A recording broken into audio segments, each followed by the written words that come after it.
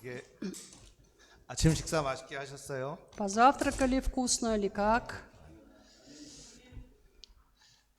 저는 오늘 아침도 절제하지 못하고 세 접시를 먹었어요. Сегодня я тоже не сдержался и съел 3 чашки на завтрак. 배가 아주 부른데 졸지 않기를 여러분들도 졸지 않고 열심히 들으시면 감사하겠습니다. Живот у меня полный, думаю, и у вас. Ну, давайте стараться, чтобы никто не уснул. 오늘은 7번째 강의입니다. Сегодня 7-я лекция. 콘스탄티누스의 대전환 И она 이런 제목입니다. называется «Великое обращение Константина». 콘스탄티누스 또는 콘스탄틴 이렇게 이름을 부르죠. Обычно его называют Константин или Константинус. 콘스탄티누스 황제에 대해서 여러분들이 한 번쯤은 들어보셨을 것 같아요. Я так думаю, что хотя бы раз, но об императоре Константине все вы слышали. 누구냐면 그 맨 처음에 혹시 번역이 돼 있을 것 같은데요. 한번 다 같이 콘스탄티누스가 누군지 한번 읽어보겠습니다. У вас под номером 7 есть абзац, это касается Константина. Я так понял, что он переведен, давайте его вместе прочитаем. 네, 시작. 3-4. Императором, положившим конец гонениям на христианство в Римской империи, был Константин. Сегодня давайте рассмотрим процесс, посредством которого он стал императором Римской империи, и на предысторию его официального признания христианства. Также давайте подумаем о великих переменах, с которыми столкнулась ранее церковь. 네, 콘스탄티누스 황제는 로마 제국의 박해를 끝낸 사람입니다. Император Константин – человек, который положил конец гонениям на христиан в Римской империи. 그러니까 교회의 입장에서 보면 굉장히 고마운 사람이죠. Ну, с позиции церкви это вот, как говорят, благодетель. 그런데 반대로 또 교회에게는 무언가 약간은 그렇게 좋지 않은 상황도 콘스탄티누스 황제로 인해 시작이 됩니다. Но в то же время именно из-за Константина в церкви начинаются немного такие неприятные моменты.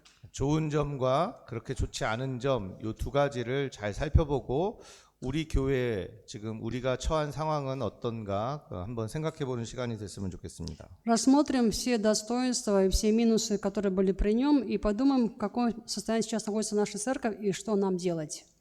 지난 시간에 얘기했듯이 기독교인들의 박해는 계속 그 제일 강하게 된 제일 최고조에 달았을 때 끝났다고 말씀드렸습니다. Мы сказали в прошлый раз, что когда был пик гонений на христиан, вот тогда вот эти гонения и закончились. 그때의 로마 황제의 이름은 디오클레티아누스 황제예요. Это был император Диоклетиан. 이 디오클레티아누스 황제가 이 드넓은 로마 제국을 잘 다스리기 위해서 한 가지 방법을 생각해냅니다. Император Диоклетиан для того, чтобы успешно править такой обширной Римской империей, для себя придумал такую одну подсказку. 로마 제국을 두 지역으로 나눈 거예요. Он поделил всю территорию Римской империи на 2 части. 그래서 동방과 서방으로 나눕니다. Империя была поделена на восток и на запад. 동방의 그 중심은 콘스탄티노플이었어요. И центром деления был город Константинополь. 콘스탄티노플은 지금은 이스탄불이라고 하죠. Это нынешний Стамбул. 서방의 중심은 로마였어요. Центром востока был Константинополь, а западом был Рим. 그 넓은 로마 제국의 원래 수도는 로마였지만 콘스탄티누스 황제는 이 수도를 옮겼어요. 콘스탄티노플로, 이스탄불로 옮겼습니다. Изначально вообще столицей всей Римской империи был город Рим, но после такого разделения император перенес эту столицу из Рима в Константинополь. 왜 동쪽으로 옮겼냐면 당시에 페르시아 쪽에서 이슬람 세력들이 침략을 계속해서 했기 때문에 좀 더 빠르게 방비하기 위해서 그쪽으로 옮겼습니다. Почему он перевел столицу с запада на восток? Потому что в то время были постоянно набеги этих мусульман, скажем так. И чтобы можно было как-то защитить эту столицу, он перевел столицу на восток.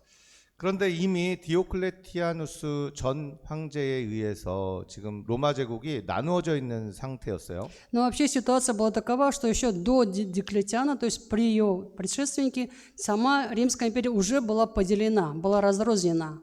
디오클레티아누스는 동쪽과 서쪽을 나누고 그 각각 동쪽에도 황제 부황제를 두고 서쪽에도 황제 부황제를 두었습니다. И когда Диоклетиан поделил всю Римскую империю на две части, Запад и Восток, на Западе был один правитель, и также на Востоке был отдельно правитель.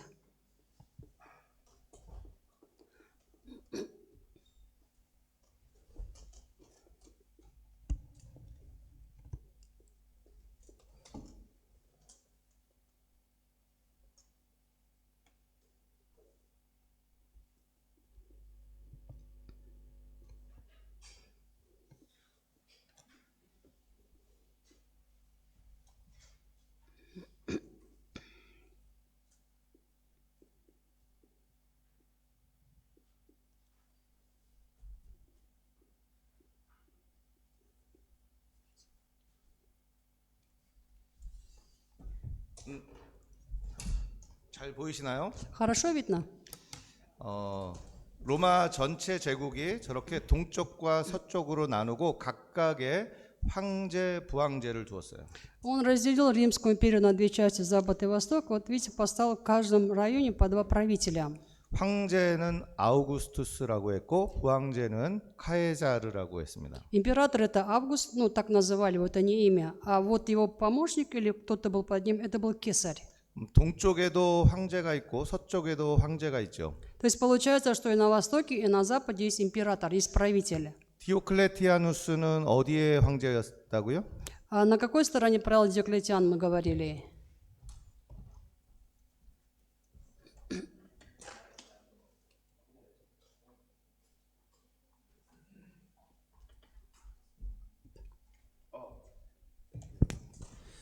디오클레티아누스는 동쪽의 황제였습니다. Диоклетиан правил на Востоке.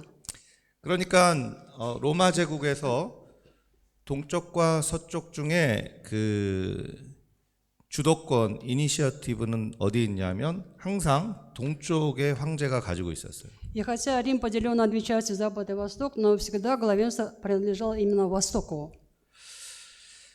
그리고 디오클레티아누스가 이제 황제로 있다가 갑자기 상황이 바뀝니다. Диоклетиан был императором, но внезапно меняется ситуация. 305년에 갑자기 디오클레티아누스가 황제를 사직을 해요.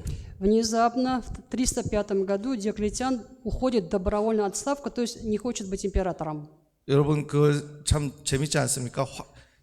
그 당시 지중해 전 세계의 황제가 나 이제 더 이상 황제 못 해 먹겠습니다. 내려놓은 거예요. Представьте, император, который правил всей территории Средиземноморья в то время, внезапно говорит: я больше не хочу быть императором. 여러 가지 이유가 있었는데 그 당시에 디오클레티아누스는 굉장히 여러 가지 이 병에 시달리고 있었어요. Ну, конечно, было много разных причин, но одна из причин в том, что Диоклетиан был болен разными болезнями. 그리고 이제 어떤 그 심리적인 그런 문제도 아주 큰 문제들이 있었다고 합니다. И говорят, что было много у него таких психологических проблем. 아마도 디오클레티아누스가 아주 심하게 박해를 자행했던 그런 황제였기 때문에 그런 것들의 어떤 그 연관성이 있지 않을까 그렇게 생각을 합니다. И ученые предполагают, что, скорее всего, вот те гонения, которые при нем достигали пика, они как-то связаны вот с этими болезнями или с его отставкой. 어쨌든 확실한 것은 디오클레티아누스 황제는 나는 이제 그만둬야겠다고 생각을 하고 정말로 그것을 실행에 옮깁니다. В любом случае, Диоклетиан подумал, что мне нужно оставить этот императорский пост, и он это сделал на самом деле. 그런데 본인만 그만두면 되는데 본인도 그만두게 하고 서쪽의 황제도 그만두게 하고 Если бы он ушел только один в отставку, ничего страшного, но он вынуждает императора Запада тоже уйти в отставку. 서쪽의 황제는 막시미아누스라는 황제였는데 친구였어요. В то время на Западе правил Максимианус, ну, причем это был друг Диоклетиана. 너도 그만둬라 한 거예요. И он говорит, ну, друг, давай ты тоже уходи, не будешь императором. 혼자 그만두면 되는 걸 친구도 그만두게 하니까 네. 어쨌든 막시미아누스와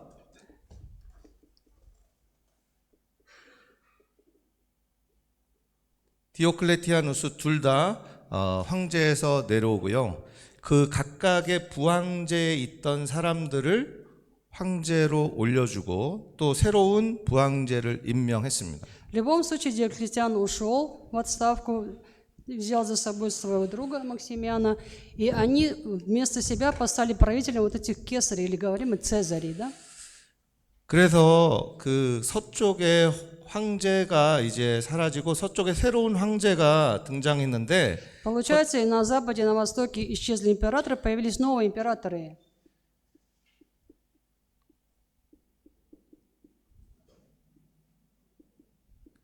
이때 새롭게 서쪽 황제가 된 사람이 콘스탄티우스 1세예요. И вот на Западе появляется Констанций I.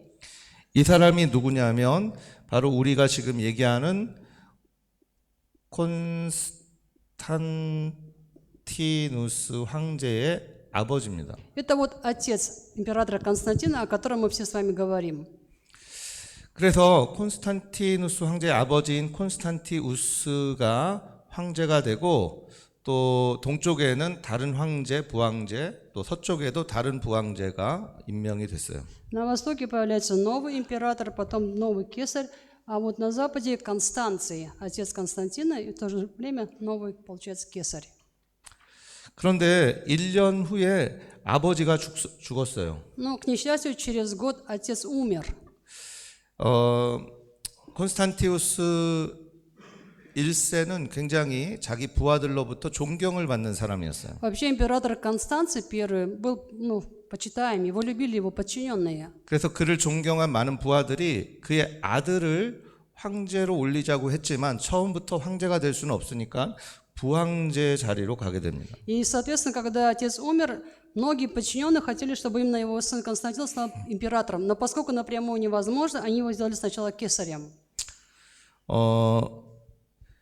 서방에는 이제 콘스탄티누스 황제가 이제 정치에 등장하기 시작합니다. Это тот период, когда уже на Западе Рима в политике или в мире политики появляется Константин. 이때 동방에는 갈레리우스라는 황제가 황제 위에 앉아 있었고요. Это было то время, когда на Востоке правил император Галерий. 또 부황제에는 막시미아누스 다이아라는 부황제가 그 자리에 있었습니다. А при нем кесарем на Востоке был Максимиан Диа. 그리고 콘스탄티누스 대신 여기에 있는 황제가 리키니우스 황제가 임명이 됐어요. А вот на Востоке, на Западе, извиняюсь, был императором Лициний. 그러니까 동쪽에서는 갈레리우스와 막시미아누스, 서쪽에서는 리키니우스와 콘스탄티누스 부황제가 있었습니다. То есть на Востоке Галерий и Максимиан Диа, а на Западе, получается, Лициний и Константин.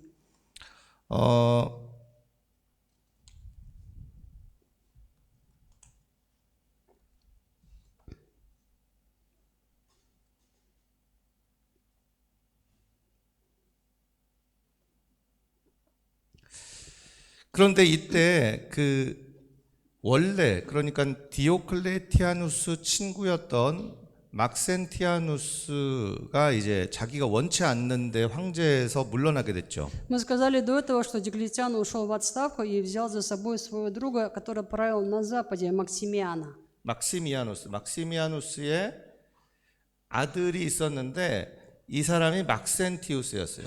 Но у этого Максимиана был сын, которого звали Макцентий. 그러니까 자기 아버지는 사라졌지만 막센티아누스는 거기에 대해서 앙심을 품고 이제 반란을 일으킵니다. Когда отца сместили, ну, получается, как бы так, Макцентий начинает поднимать мятеж.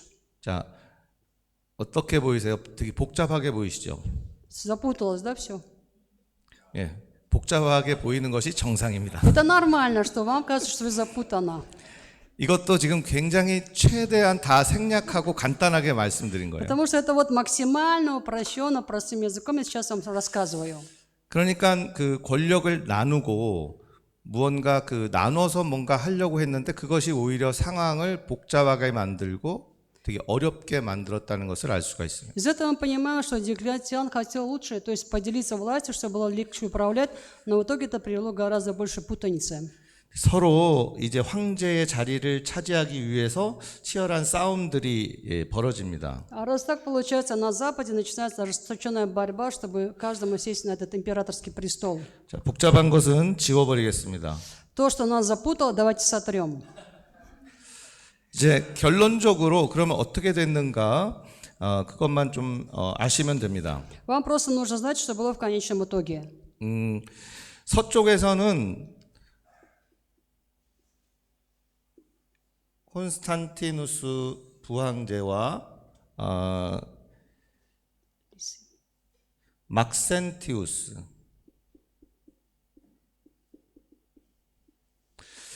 이 둘이 대결하는 구도가 벌어집니다. На Западе вот два сына как бы императора, Константин и Максентий. Между ними происходит борьба. 아까 전에 여기 있던 리키니우스는 콘스탄티누스 여동생의 남편입니다. До этого мы сказали, что император был Лициний, и он муж младшей сестры Константина. 요 리키니우스가 아까 있던 여기 갈레리우스가 죽은 후에 동쪽의 황제의 자리로 가게 됐어요. Когда умер Галерий вот на востоке, тогда Лициний стал императором на востоке. 그리고 여기에 부황제로 있던 막시미아누스 다이아가 둘이 대결을 하는 지금 둘의 대결로 동쪽은 그렇게 이제 상황이 되었습니다. Вот на востоке император Лициний, а его кесарь это Максимиан Диа. Между ними тоже происходит борьба теперь. 그러니까 양쪽에서 황제의 자리를 둘러싸고 이렇게 싸움이 전쟁이 일어나는 거죠. 전투가 Проще 일어나는 говоря, 거죠. и на востоке, и на западе Рима борьба за власть. Кто займет императорский трон? 동쪽에서는 리키니우스가 승리하게 됩니다. На востоке, скажу проще, Лициний одержал победу. 이제 서쪽에서는 서쪽의 황제의 자리를 놓고 콘스탄티누스와 막센티우스가 최후의 결전을 벌이게 됩니다. На западе такая ситуация, что между Константином и Максентием должна быть такая, развязка. 그 최후의 전투가 뭐냐면 밀비우스 다리 전투입니다. И решающая битва происходит у Мильвийского моста.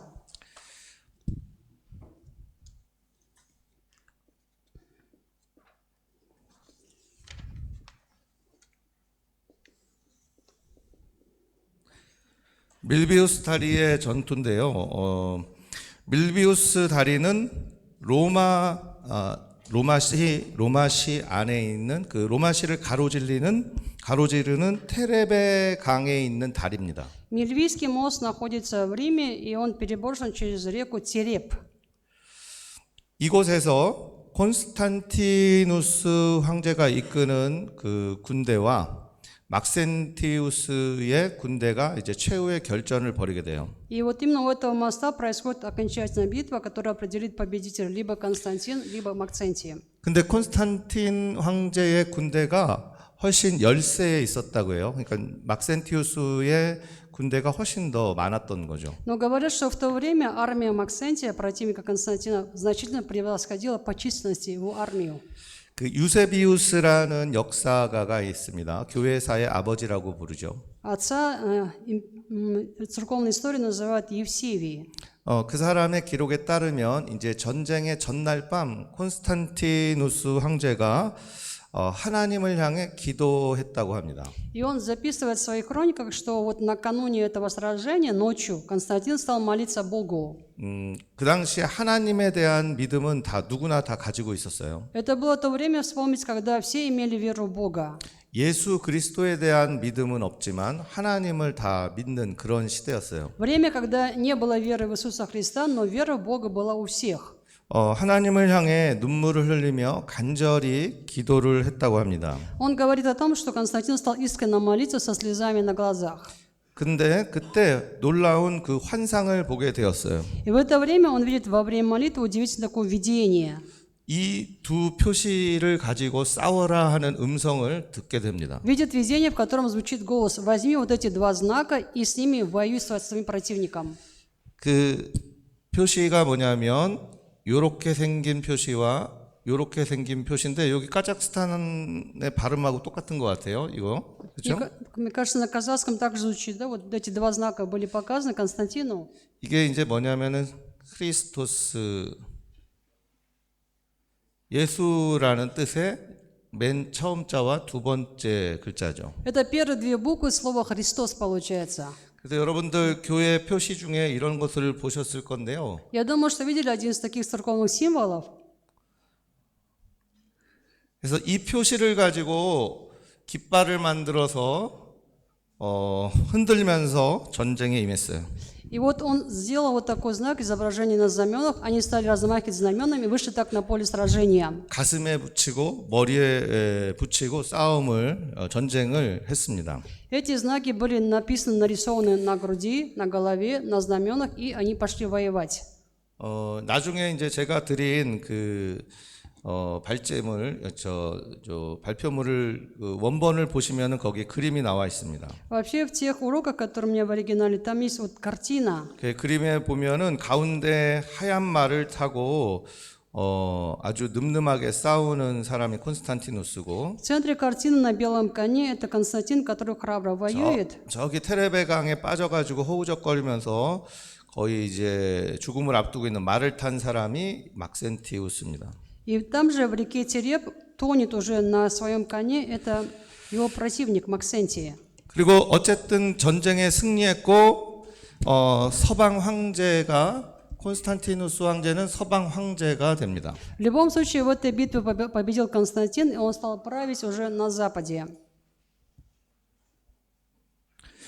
서방 황제가 된 그 콘스탄틴에게 이 글자가 의미하는 그리스도가 얼마나 큰 의미를 갖게 되는지 이제 보여주는 이야기입니다.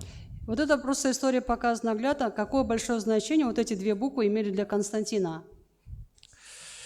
그러면은 이제 서쪽의 황제는 서쪽과 동쪽은 이제 두 황제만 남았는데요. Получается, на Западе и на Востоке два императора.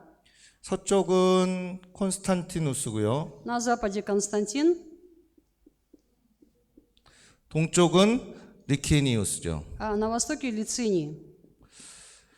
콘스탄틴 여동생, 그러니까 사촌 여동생의 남편이라고 했죠. Мы сказали, что Лициний это муж младшей сестры Константина, двоюродной сестры. 그러면 사이가 좋아야 되잖아요. Значит, должны быть какие? Хорошие родственные отношения, правильно? 근데 그 권력 앞에서는 부모 자식 간도 없다는 그런 말이 있습니다. Да, но есть такое очень известное высказывание: там, где власть, мне все равно. Ты мне отец, мать, родственник, все равно. 하물며 사촌 여동생 남편하고 무슨 관계가 있겠습니까? Тем более ты муж, там, как это моей двоюродной сестры, это вообще седьмая вода на киселе. Все. 결국 콘스탄틴 황제와 리키니우스가 이제 나중에 되면은 리키니우스가 제거되고 콘스탄틴이 1인 황제가 되죠. И поэтому позже Лициний был смещен, и Константин стал единым правителем всей Римской империи. 그 전에 어쨌든 313년에 이 둘이 협의를 합니다. В любом случае, до этого, в 313 году, они пришли к соглашению. 어디서 만나서 협의를 하냐면 밀라노에서 만나가지고 협의를 하는데요. Они встречаются в Милане и приходят к соглашению. 이 협의가 바로 이제 로마 제국 안에서 기독교 박해를 끝낸다라는 협의였어요. Соглашение называется Миланская конвенция, которая оглашает, что конец пришел к гонениям христиан в Римской империи. 물론 리키니우스의 신앙에 대해서는 알려진 것은 없습니다. На самом деле о Лицине не так много известно. 그런데 콘스탄틴은 아까 전에 보았던 그리스도라는 그 이름 그것을 가지고 싸워서 승리했고 또 거기에서 어떤 큰 영향이 있어서 이런 조치를 내렸다고 학자들은 얘기합니다. Ученые говорят, что Константин, благодаря вот этим двум буквам, которые имел введение Х и Р, он одержал великую победу. 콘스탄틴 황제가 313년에 그러니까 밀라노 협약을 통해서 기독교 박해를 끝낸 거죠. В любом случае, в 313 году, через Миланскую конвенцию, Константин провозглашает, что пришел конец гонениям всем христианам в Римской империи. 밀라노 칙령이라고 알려져 있는데 그것은 아닙니다. Ну, говорят, что это Миланский указ, это не так. 그러니까 칙령이라는 것은 왕이 선포하는 거죠. 일방적으로 명령하는 것을 말합니다. Потому что указ – это просто приказ царя, который он оглашает в одностороннем порядке, независимо от реакции. 그런데 아직까지는 콘스탄틴이 1인 황제가 되지 않았기 때문에 일방적인 명령을 할 수는 없었어요. Но поскольку это было в то время, пока Константин еще не был единым правителем Римской империи, он не мог сам со своей стороны издавать такой односторонний указ. 그러니까 동방 황제와 협의해 가지고 이제 이렇게 우리는 한다라고 발표를 한 것이죠. Именно поэтому, встретившись с Восточным императором, они пришли к соглашению, вот это называется Миланская конвенция. 아까 말씀드렸듯이 리키니우스와 계속해서 사이좋게 지낸 것이 아니라 결국 리키니우스도 콘스탄티누스가 제거를 합니다. Мы сказали до этого, что было бы хорошо, если были между ними хорошие отношения, но этого не произошло, поэтому Константин смещает Лициния. 콘스탄틴이 리키니우스를 제거하고 로마 제국의 1인 황제가 된 때가 바로 324년이에요. Это вот та дата, 324 год, когда Константин сместил Лициния и стал единоличным правителем всей Римской империи. 그러니까 밀라노 협약 이후에 11년 후에 이제 리키니우스를 제거하고 1인 황제가 된 것이죠. Проще говоря, спустя 11 лет после Миланской конвенции он сместил Лициния и стал единоличным правителем. 자, 콘스탄틴이 1인 그러니까 그 드넓은 로마 제국의 1인 황제가 되었어요. Но представьте, Константин теперь правит обширной Римской империей, причем один правит. 그 넓은 로마 제국의 1인 황제가 됐을 때 콘스탄틴이 필요한 것은 무엇이었겠습니까? Как вы думаете, Константин правит такой огромной империей один? Что нужно ему теперь? 그러니까 다시 말해서 콘스탄틴이 제일 중요하게 생각했던 것은 무엇일까요? То есть, что на данный момент для Константина было самым важным? 다 나누어져서 네 군데로 나누어져서 그 정치 싸움을 죽고 죽이는 싸움을 끝내고 1인 황제가 되었을 때 가장 중요한 것. До этого было 4 как бы правителя, 2 здесь, 2 на Западе, и вот была такая власть, а теперь единый правитель, он один. Что ему нужно делать на данный момент? 뭐라고 그러셨어요?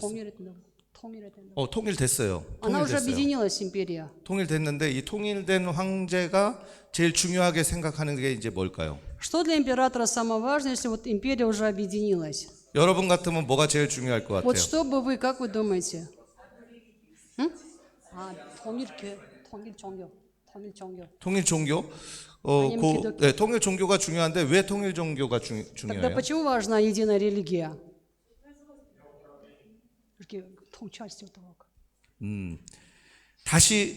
다시 이 하나된 제국이 나누어지지 않도록 하는 게 제일 중요하겠죠. Сейчас самый важный вопрос, чтобы империя, которая объединилась с таким трудом, опять же не распалась. 그러니까 이 로마 제국을 하나로 묶을 수 있는 무언가가 필요한 거죠. Нужно поэтому что-то одно, что объединит Римскую империю в одно целое.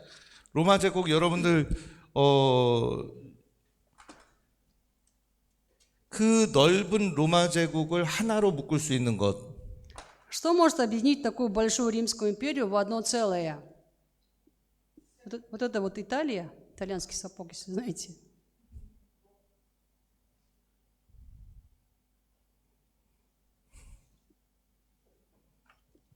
이 드넓은 로마 제국 나라도 다르고 언어도 다르고 인종도 다르고 그렇게 다 다른 로마 제국을 하나로 지금 묶어야 되는 В Римской империи разные народности, разные языки, культуры, религии, все разное. Как сделать так, чтобы они стали едиными?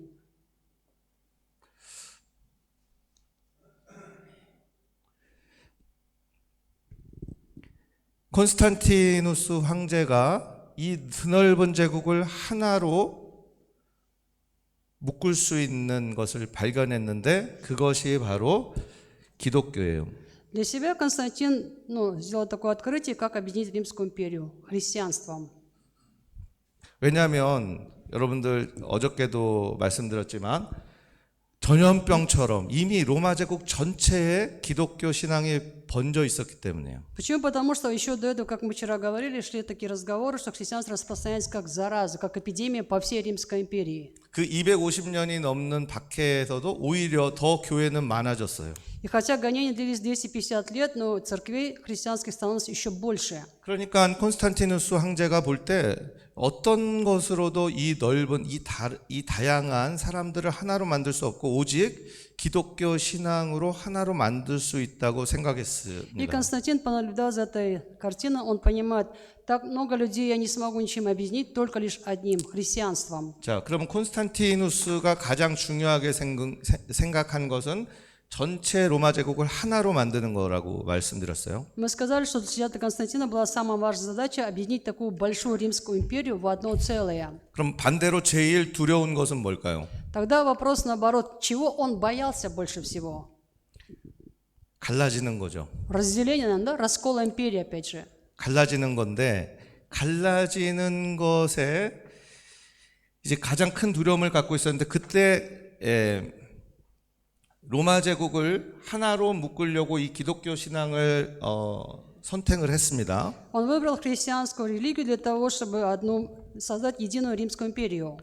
그런데 당시에 이제 교회 안에서 분쟁이 일어나고 있었어요. И именно в это время внутри церкви возникает распри.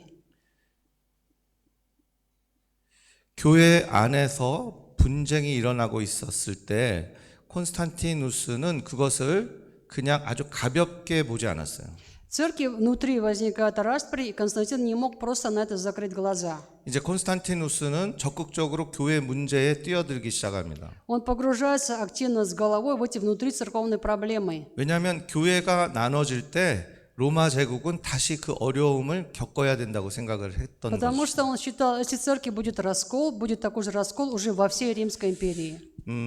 요 다음에 배울 내용인데요. 325년에 아리우스 논쟁이라는 그 사건이 벌어집니다. В 325 году возникает событие, которое называется спор Ария. 아리우스를 325년에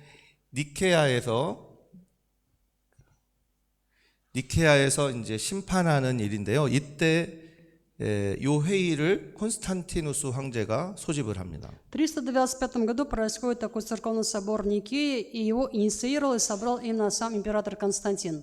324년에 황제가 됐고 바로 그 이듬해인 325년에 교회 문제에 황제가 교회를 소집시킨 거예요. В 324 году Константин стал императором, в 325 году, то есть спустя буквально год, он собирает собор, потому что возникают внутрицерковные проблемы. 그만큼 콘스탄틴 황제에게는 교회 문제는 로마 제국의 문제라고 생각을 했던 거죠. Потому что он считал, что внутрицерковные проблемы – это проблемы всей Римской империи. 자, 이 문제는 다음 강의에서 좀 자세히 다루기로 하고 Это я разберу более подробно уже на другом занятии. 콘스탄틴 황제가 이제 콘스탄티누스 황제로 인해서 교회가 변화를 겪게 됩니다. И именно из-за императора Константина церковь переживает определенные изменения. 콘스탄티누스 황제에게 이제 교회는 그냥 단순한 문제가 아니라 정치의 문제가 된 거예요. Теперь для Константина церковь – это не просто проблема, это уже политическая проблема. 교회의 입장에서 생각해 보면 이렇습니다. Если подумать с позиции церкви, получается такой расклад. 계속해서 박해의 상황에서 너무 힘든 과정을 지나고 있었죠, 교회는. В церкви постоянно были трудности, проблемы, потому что были постоянно сильные гонения. 근데 갑자기 그 상황이 다 바뀌었어요. Но внезапно все поменялось, причем в лучшую сторону. 이제 카타콤에 숨어서 모일 필요가 없어졌어요. Не нужно собираться в катакомбах, прятаться, не нужно этого делать. 황제가 지지하는 종교가 됐어요. Потому что теперь религия – это христианство, которое поддерживает сам император. 1인 황제가 된 콘스탄티누스 황제가 좋아하는 종교가 됐어요. Это религия, которая нравится единоличному правителю, то есть императору Константину. 기독교를 손가락질하고 굉장히 무시했던 사람들도 이제 교회로 오게 됩니다. И те люди, которые ненавидели христиан, указывая на них пальцем, даже они теперь приходят в церковь. 교회로 쏟아져 들어오는 거예요. Даже толпой, можно сказать, они приходят в церковь. 좋겠죠. Ну хорошо же, 사람들이 많아지니까. потому что людей стало больше. 좋은 점도 있었는데 좋지 않은 점이 있다는 것이에요. Это плюсы, но были все-таки минусы. 박해 때는 굉장히 어려웠지만 반대로 그들의 신앙은 어땠습니까? 굉장히 순수하고 아주 높은 신앙이었어요. Во время гонений, конечно, было трудно, но какая у них была вера? Чистая, такого высокого, хорошего, качественного уровня. 그 모든 어려움 속에서도 예수님을 주로 고백하는 사람들이 모였으니 그 교회가 얼마나 좋은 교회였겠습니까? Представьте, были гонения на верующих в Иисуса Христа, но они все равно собирались, поэтому насколько у них была такая чистая, непорочная вера. 근데 이제 고난이 싹 사라졌어요. Но теперь страдания вообще исчезли. 사람들은 아주 편하게 교회에 올 수가 있습니다. Люди могут теперь очень спокойно приходить в церковь. 하지만 그 신앙은 이제 박해 때 신앙보다는 훨씬 더 이제 떨어지게 되는 거죠. Но при этом вера падает гораздо больше, чем можно было вообще ожидать. 단지 황제에 잘 보이기 위해서 교회에 오는 사람들이 생겼어요. Почему? Потому что появляются люди, которые ходят в церковь для того, чтобы просто показаться таким хорошим образцом в глазах кого? Императора Константина. 예수를 구주로 고백하지 않아도 그냥 습관처럼 교회에 나가는 사람들이 많아졌어요. Появилось много людей, которые не исповедуют Иисуса Христа Господом и Спасителем, но просто ходят в церковь. 콘스탄티누스 황제가 모든 어려움을 사라지게 해줘서 아주 고마운 사람인 것은 확실합니다. Но определенно то, что Константин запретил эти гонения, им принес конец, конечно, он как для них благодетель. 그런데 콘스탄티누스 이전과 이후의 교회는 자세히 들여다보면 굉장히 안 좋게 변한 점이 있다는 거예요. Но если посмотреть внимательно церковь изнутри, до и после Константина, после него она стала гораздо хуже. 교회는 많아지고 사람들은 또 많아지고 편해졌지만 그 참 신앙이 이제 사라지기 시작하는 거죠. Много стало церквей, много стало людей приходить в церковь, но истинная чистая вера исчезла. 이것은 정확하게 발전한 나라들 안에서 그 교회들이 직면하는 문제랑 같습니다. Вот эта проблема хорошо отражена в развитых странах. 어렵고 힘들 때 교회들은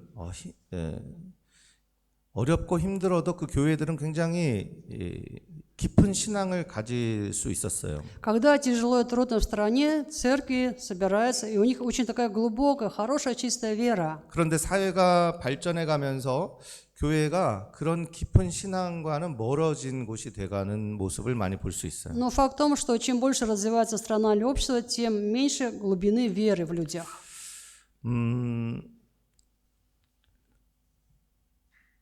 잘 살게 될수록 교회가 어려워지는 그런 현상이 나타납니다. Поэтому явление таково, что чем лучше люди живут, тем тяжелее или тем хуже в церкви. 모든 것이 좋아지는데 교회에 사람들이 오지 않아요. Почему? Потому что все хорошо, и люди уже в церковь не приходят. 아니 사람들은 와도 그렇게 아주 깊은 신앙을 갖는 사람들은 적어집니다. Лучше сказать так, люди приходят в церковь, но мало людей, у которых по-настоящему такая глубокая, хорошая вера. 서유럽 교회들 그리고 지금 요즘에 한국 교회도 똑같은 상황이에요. И вот такая ситуация сегодня в Западной Европе и у нас в Корее тоже. 점점 교회에 나이 드신 분들만 남게 됩니다. В церкви остаются постепенно только люди пожилого возраста. 젊은 사람들이 교회에 오지 않아요. Молодежь в церковь не приходит. 교회 다니는 게 너무 편해지고 좋은 세상이 되었는데 오히려 교회는 어려워지게 되는 거죠. В мире все условия созданы для того, чтобы можно просто спокойно ходить в церковь, но у людей к этому другое отношение. 그런데 이 서유럽이든 한국이든 예전에는 그 반대였어요. Но вообще когда-то в Западной Европе и в Корее была совсем другая картина. 굉장히 어렵고 힘들고 고난이 많았지만 교회는 굉장히 뜨거웠어요. Было очень трудно в то время, было тяжело, были проблемы, но церкви в то время были очень горячими.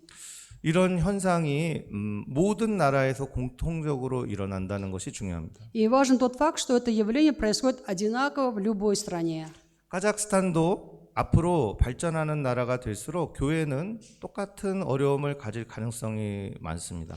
И то же самое Казахстана. Чем больше дальше будет развиваться Казахстан, тем больше трудностей такого характера будут и в церквах. 그런데 그것을 미리 생각하고 준비한다면 방법은 해결책은 있을 것이라고 생각합니다. Но я думаю, что если мы об этом заранее знаем, заранее готовимся, мы всегда найдем хорошее решение и выход. 아무것도 생각하지 않고 준비하지 않는 그 교회에게는 미래는 없습니다. Церковь, которая ни о чем не думает, ни к чему не готовится, не имеет будущего. 여러분들 각자의 그 곳에서 지금 굉장히 어려울 수는 있지만 오히려 그 어려운 게 나중에 볼 때는 굉장히 소중했다는 것도 깨닫게 되실 겁니다. Потому что я думаю, когда пройдет время, вам будет немножко лучше, вы будете вспоминать с радостью те тяжелые для вас времена. Вы будете благодарны за это время. 어쨌든 이런 그 변화로 인해서 콘스탄티누스의 대전환이라는 말을 합니다. И поэтому говорят, это великое обращение Константина. 그러니까 좋은 점으로 생각할 수도 있죠. 콘스탄티누스 황제 때문에 교회가 굉장히 좋아졌다라는 말 의미처럼요. Можно это принять позитивно. Константин дал зеленый свет церквам, все хорошо, гонений больше нет. 그런데 안 좋은 말의 의미도 가지고 있어요. Но в этих словах есть такой также негативный оттенок. 콘스탄티누스의 대전환은 안 좋은 의미로도 생각할 수 있다는 거예요. И тогда мы понимаем, что эти реформы Константина носят тоже такой не очень хороший характер. 콘스탄티누스로 인해서 교회의 신앙이 식어갔다는 얘기도 됩니다. Потому что именно из-за Константина вера в церквах стала постепенно остывать. 그리고 이제 이후로 황제가 교회에 간섭하게 됩니다. И уже с этих именно пор император вмешивается в дела церкви. 모든 교회의 주교들은 황제의 비위를 맞추려고 해요. И теперь любые епископы и архиепископы церкви хотят подстроиться именно под императора. 그러니까 모든 주교들 위에 주교라고 황제를 이야기도 합니다. И они говорят, что император это самый наивысший епископ. 황제의 뜻에 따라 교회의 결정들이 결정됩니다. И с того момента церковное решение принимается по воле императора. 그러니까 콘스탄티누스로 인해서 교회가 안 좋아진 점들을 가리키는 말이 바로 콘스탄티누스의 대전환이라는 말이에요. Поэтому великое обращение Константина говорит о том, что он внес вот такие нехорошие нотки в церковную жизнь. 이번 강의가 몇 시까지죠? 12시까지? 11시 20분이죠. 그러면은 네, 조금 더 얘기를 하고요. 이거는 이제 조금 후에 다시 이어서 이야기하도록 하겠습니다. Эту тему я буду развивать немножко позже еще. 어저께 그 박해 기간 가운데 배교자들, 배신한 사람들의 문제에 대해서 잠깐 이야기했죠. Вчера, помните, мы затрагивали разговор и говорили о тех, кто во время гонения отрекся или стал отступником. 그런 문제 중에 하나가 도나투스 논쟁이라는 문제예요. И один из этих вопросов касается спора о Донатии. 제목을 한번 읽어보겠습니다. 누가 참된 교회인가? Тема называется, если можете, прочитаем вместе, «Кто является истинной церковью?».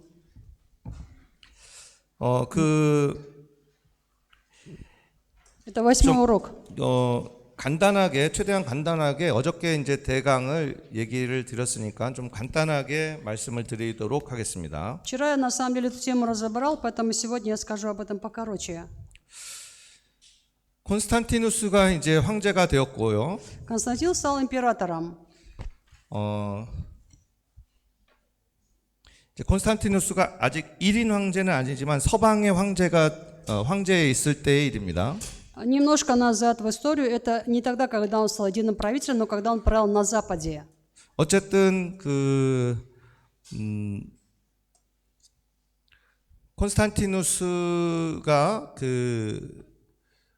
리키니우스와 함께 협의를 통해서 기독교를 공인하려는 딱 그때쯤의 일입니다. Это было в то время, когда он собирался встретиться с Лицинием и принять такое единое соглашение, что касалось церкви. 카르타고라는 북아프리카의 카르타고라는 곳이 있었어요. Карфаген на севере Африки. 여기에 카이킬리아누스라는 주교가 있었어요. И там был епископ, которого звали Цицилиан. 카이킬리아누스 주교가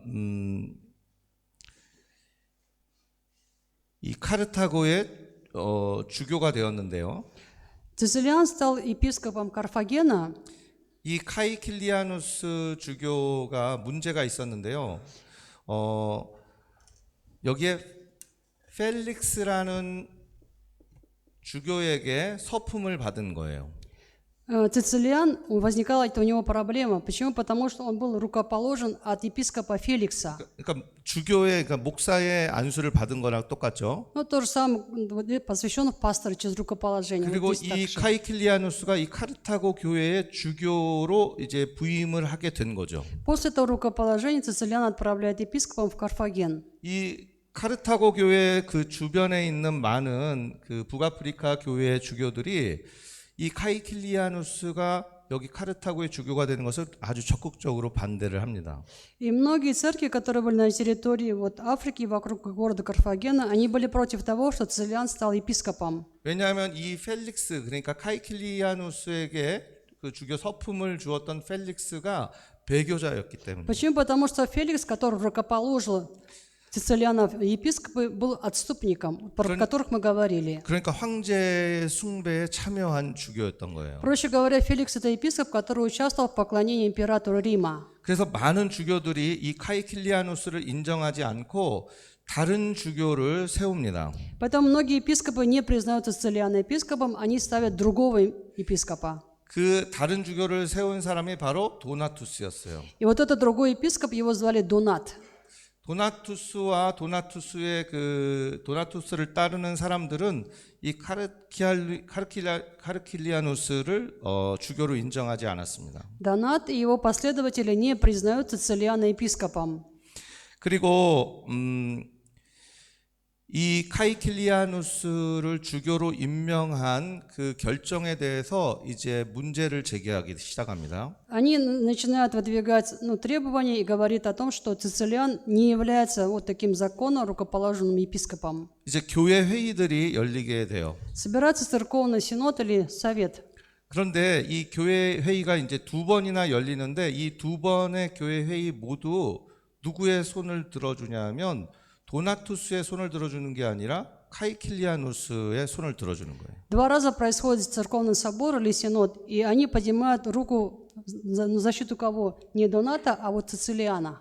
그러니까 도나투스 일행들은 이 사람은 무자격하다, 여기 배교자의 안수를 받았기 때문에 자기들이 진짜 교회다 주장하는데 교회 회의에서는 아니다, 여기가 적법하다 인정을 하는 거죠. То есть последователи Доната говорят, что Цицилиан не является как бы законно рукоположенным епископом, но дважды собирается церковный синод, и он говорит, нет, Цицилиан является законно рукоположенным епископом. 그럼 왜 그런 그 교회 회의 2번의 교회 회의가 그런 결정을 내렸는가? Напрашивается вопрос, почему дважды собирался церковный синод, и они выступили в защиту этого Цицилиана. 이 서품이라는 것, 그러니까 이제 그 목사 안수를 하잖아요, 안수식을. Вот когда церемония рукоположения, как у нас рукоположение в пасторе, вот здесь то же самое. 이 의식의 유효성은 어디에 있는가? Вопрос в том, где вообще эффективность или, может, власть, авторитет вот этого рукоположения? 안수하는 사람에게 있는가? В том человеке, который рукополагает, 이 의식 자체에 있는가? или в самом обряде рукоположения? 이 사람이 아주 도덕적으로 흠결이 없어야 그 안수가 유효한가?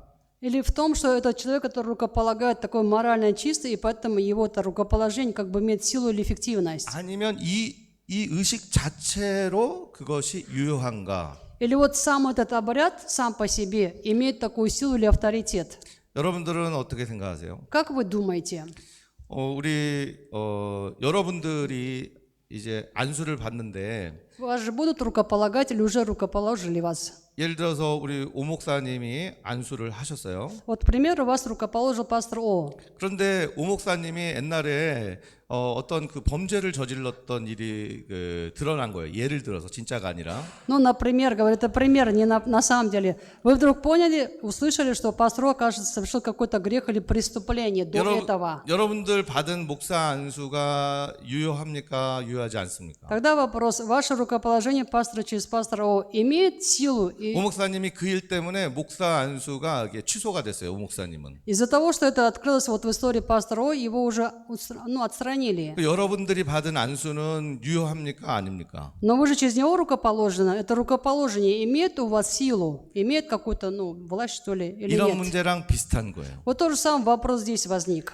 근데 교회 회의의 결정은 뭐냐면 오 목사님이란 사람에게 이 유효성이 효력이 있다는 것이 아니에요. Когда церковный синод собрался 2 раза, сказал его защиту, почему он так сказал? Потому что вот эта сила и власть не у самого человека. 이 의식의 권위는 사람에게서 난 것이 아니라는 거예요. Потому что авторитет обряда исходит не от человека.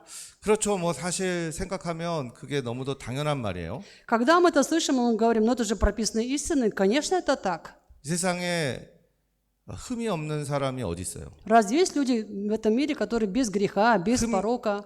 흠이 없는 사람이 하는 것만 정말 정당하다면 이 세상에 누가 그것을 할 수가 있겠어요? Если только те, которые без греха могут рукополагать, это имеет силу, где вы найдете в миру такого человека? 그러니까 이 의식 자체에 힘이 있고 유효한 효력이 있는 것이지 사람에게 그것이 나는 것이 아니다 결정을 한 거죠. Поэтому решение было таково, что в самом обряде рукоположения есть эта сила, авторитет, но не в человеке, который рукополагает. 아, 도나투스가 그렇군요. 제가 몰랐습니다 했으면 좋았을 텐데 그렇지 않았어요. Если бы Донат сказал, да, я понял, слава Богу, спасибо, было бы хорошо, но он сделал по-другому. 도나투스의 일파들은 이 카이킬리아누스를 인정하지 않고 이 북아프리카 카르타고 교회를 분리하게 됩니다. Донат не признал это решение Синода, не признал Цицилиана, и он просто отошел от этой церкви в Карфагене. 우리가 진짜 교회다. И он заявил, вот мы настоящая церковь. 저쪽 교회는 가짜 교회다. Все остальные, вот та церковь, это ложная церковь. 모든 분란을 일으키고 조장했어요. И теперь он является таким зачинщиком этого мятежа там, или вот этих беспорядков. 특별히 313년에 콘스탄티누스가 이제 기독교를 공인했죠. Мы знаем, в 313 году Константин объявил христианство государственной религией всего мира. Рима. 말로만 끝나지 않았어요. Всего Рима, но это были не просто слова. 콘스탄티누스는 법으로 박해 때 교회에게 빼앗은 모든 재산을 다 돌려주도록 했어요. Он не только сказал это, но издал такой приказ, что все, что было отнято у церкви во время гонений, церквам вернули обратно. 교인들에게 빼앗은 그리스도인들에게 빼앗은 것도 다 돌려주게 했어요. Все, что было конфисковано у христиан за это время, вернуть, он сказал. 그러면 이 카르타고에서도 빼앗긴 그 재산들이 많았죠. Тогда, получается, в Карфагене тоже были люди, которые сильно пострадали, у которых было много отнято. 그 로마 제국이 이제 이 카르타고에게 다시 그 많은 재산을 돌려줘야 되는 거예요. И теперь такая постановка вопроса, что Рим должен вернуть Карфагене потерпевшим все, что они у них забрали. 그런데 도나투스 일행들은 자기가 카르타고 교회의 주인이라고 주장하면서 그 재산을 자기들이 다 받으려고 했던 거죠. А последователи Доната, как они говорят, мы же настоящая церковь в Карфагене, поэтому все, что полагается, должно прийти к нам, а не к ним. 이 문제에 대해서 이 재산을 가로채고 또 이 재산을 가로채기 위해서 이제 여러 가지 폭력 사태들이 일어나게 됩니다. И чтобы перехватить вот это все имущество, которое полагается нам, они пускают в рот всякие такие ухищрения. 이런 문제가 그냥 당시에 끝난 게 아닙니다. Вот эта проблема не была так просто решена в то время. 이때로부터 약 100년을 계속해서 도나투스 주의자들은 교회를 분리해서 문제를 일으키게 됩니다. С того момента еще 100 лет последователи Доната создавали вот такого рода проблемы или препоны церкви. 100년이에요. 100 лет. 모든 사람 다 죽었는데도 교회는 싸우게 되는 거예요. То есть все уже умерло, даже эти люди умерли, а в церкви продолжали все ссориться. 그리고 이제 이 문제가 해결되게 되는데 이 문제를 해결한 사람은 여러분들이 잘 아는 사람입니다. И эта проблема была решена благодаря человеку, которого вы должны хорошо знать.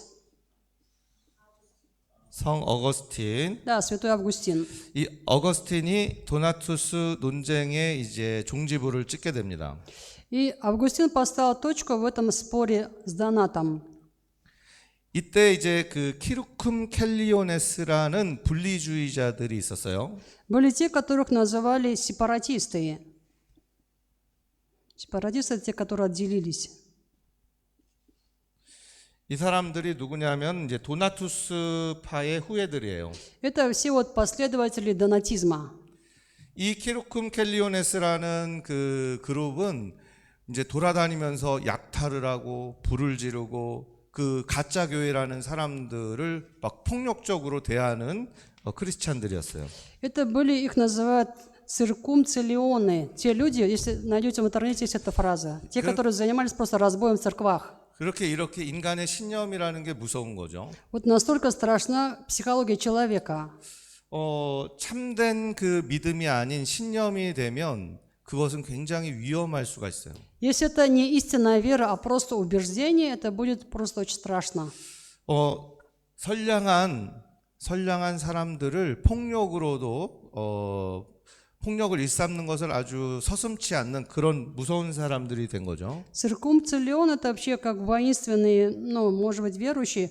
Они совершали насилие над людьми. 어거스틴은 이 문제에 이제 대화를 중재를 합니다. Августин вмешивается, чтобы этот вопрос был решен. 대화를 중재하지만 어거스틴의 입장은 확실했어요. И на самом деле у Августина была четкая позиция. 이 문제의 원인이 도나투스 논쟁이라는 것을 알고 있었기 때문에 Он знал, что источником проблемы является донат. 이제 똑같은 문제에 대해서 이제 어거스틴이 확실하게 자기의 생각을 이야기하고 책으로도 만들어냅니다. И поэтому Августин высказывает свое четкое мнение по этому поводу и вот даже излагает это письменно. 목마른 사람에게 수돗물이 이렇게 나오죠. 목마른 사람에게 수돗물이 중요합니다. Вот водопроводная труба, кран, и тому, кто жаждет, нужна вода. 이 수돗물이 중요한데 이 수도관이 금인지 동인지 뭐 이것이 중요한 것이 아니라는 거죠. И он говорит, что важна человеку эта вода, поскольку он жаждет, но труба из золота, она из меди, не важна. 수도관이 중요한 것이 아니라 이 생수가 중요한 것이죠. То есть важна не труба, а важна эта живая вода. 그러니까 이 금인지 동인지 요 수도관이 주교라면은 이 주교에 의해서 행해진 세례나 서품은 이 생수라는 거예요. И он говорит, если вот эта водоворотная труба это епископ, тогда вот рукоположник, который совершает епископ, это вот как живая вода.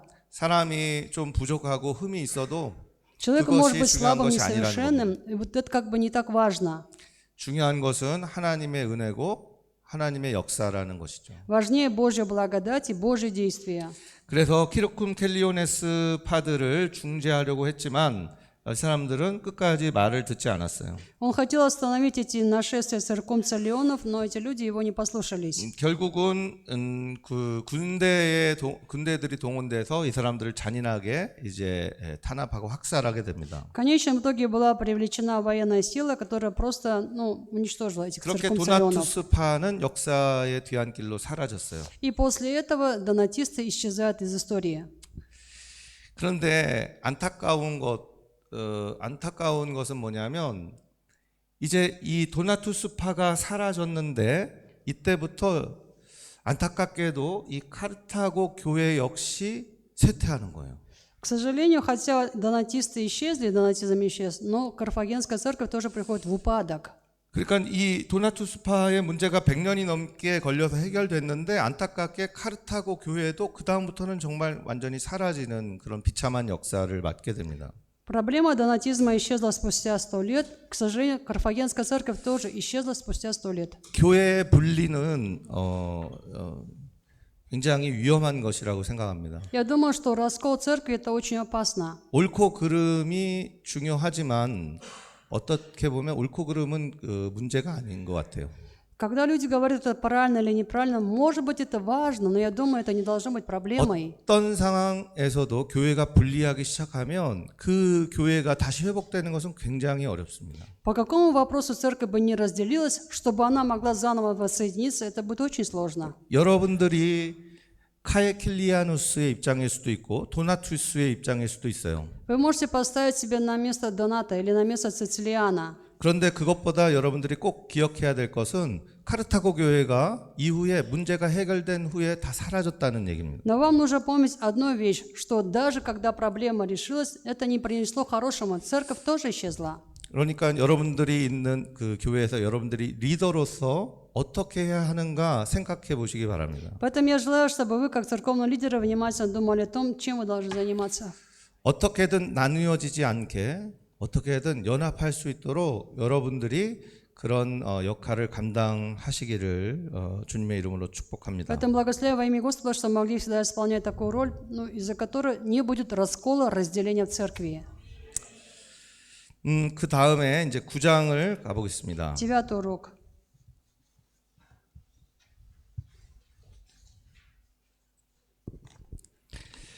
9장의 제목은 너무 여러분들이 좋아하실 것 같아요. Мне кажется, вам должна понравиться тема 9 урока. 다 같이 한번 읽어보실까요? 9 урок название прочитаем. 예수는 Формирование, 그리스도이십니다. исповедание веры. Иисус есть Христос.